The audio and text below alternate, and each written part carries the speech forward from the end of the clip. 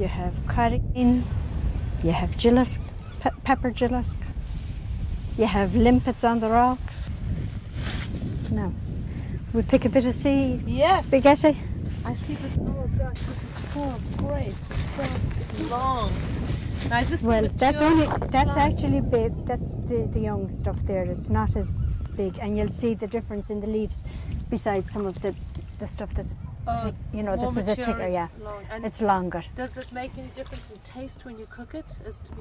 No, it doesn't make a difference in the taste, except that when you roast it, the thicker the leaf is, the more aerated it is and it's crunchy, whereas the thin one, it's kind of tight, I see. And like if you had it roasting and you think, oh well, that's done, but where it's thin, if you try to break it or try to chew it, it's still hard. Yes. Whereas you just have to put it back in for another few minutes until it just breaks away in your mouth or breaks away easy in your hand.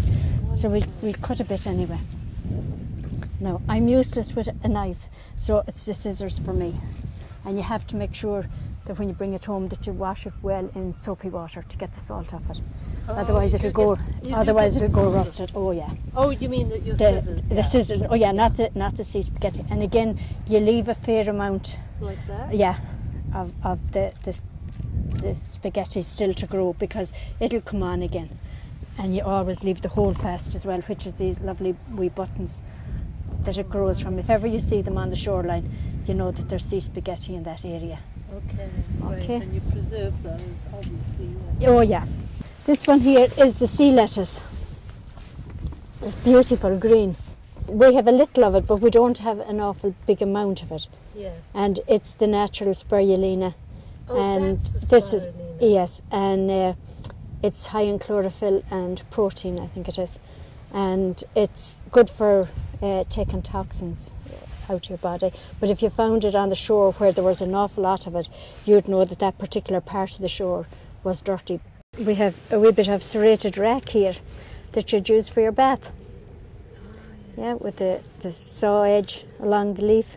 Yes.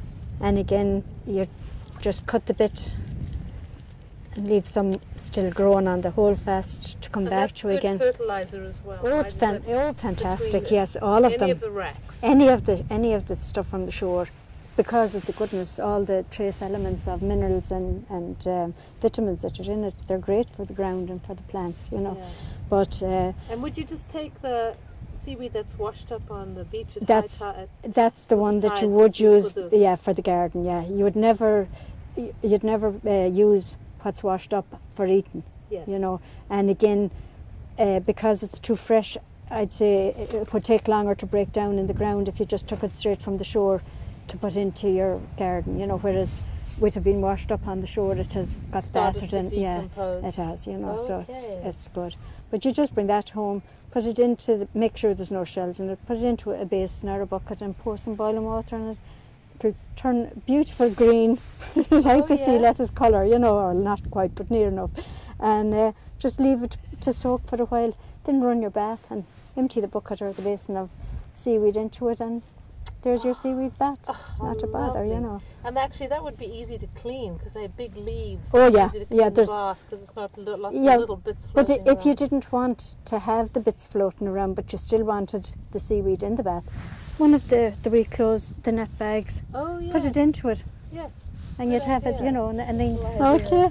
And this one here is the weed, the kelp. And if you were buying it in the shop, it would be called combo.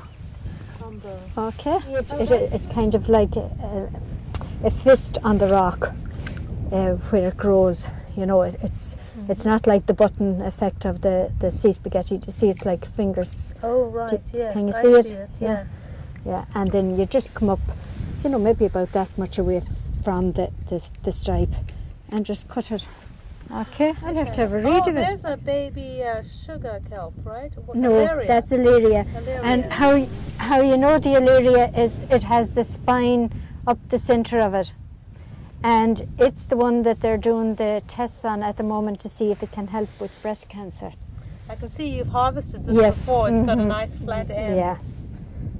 That's a small, Atlantic small. wakame is the other name. Wakami, right. Yeah, so the that's a other very name for it. small It is. frond, isn't it? Yeah. Because for bleaching or for picking the cardigan, May and June is a good time because you have the long days for leaving it out in the sun to bleach, you know, so it helps. And then you need both the rain and the sun to bleach it.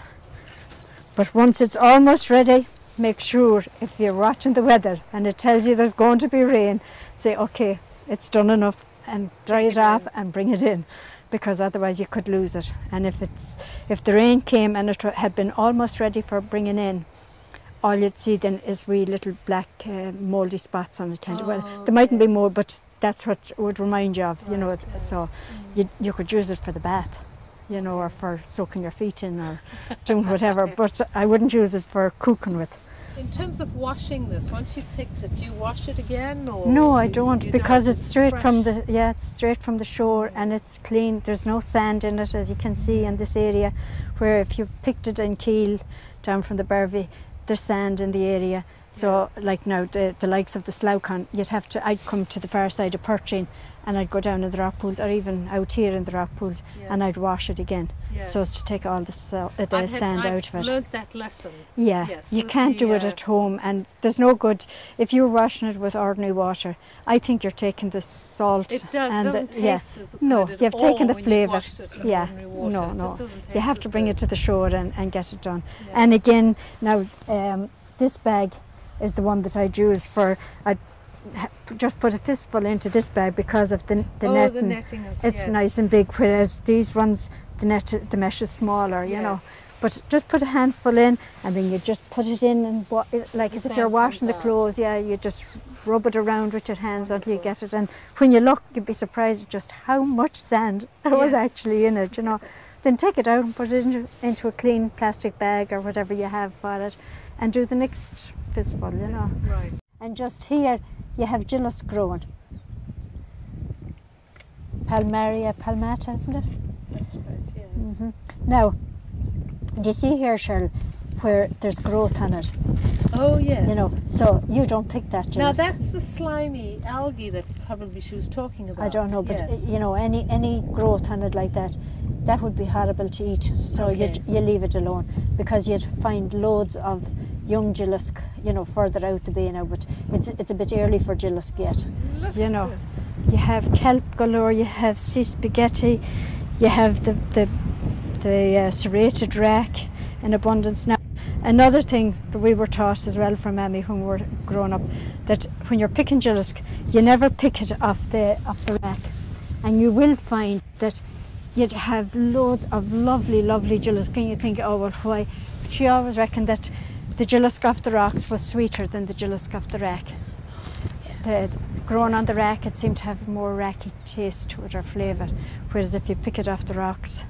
And like at the moment it's too early for the gillis, but if I came down now picking gillis in June time or July, all I'd have to do is just lift the rack, and all the rocks underneath would be nearly covered with gillis, from over at the big rocks here all the way across.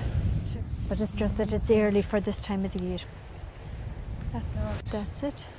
A forest. It's It's fantastic, yeah, all the way. All this nutrition. And it's there, you know, for everyone to come and, like, that's one of the reasons why I agreed to give the talks, because the more people that will come down the shore, the better it is. You know, it's fantastic. And at the country market, I have the boards with photos on it, just to show them, like, and hope that they'll ask a few questions and want to find out more about it. And thank God more.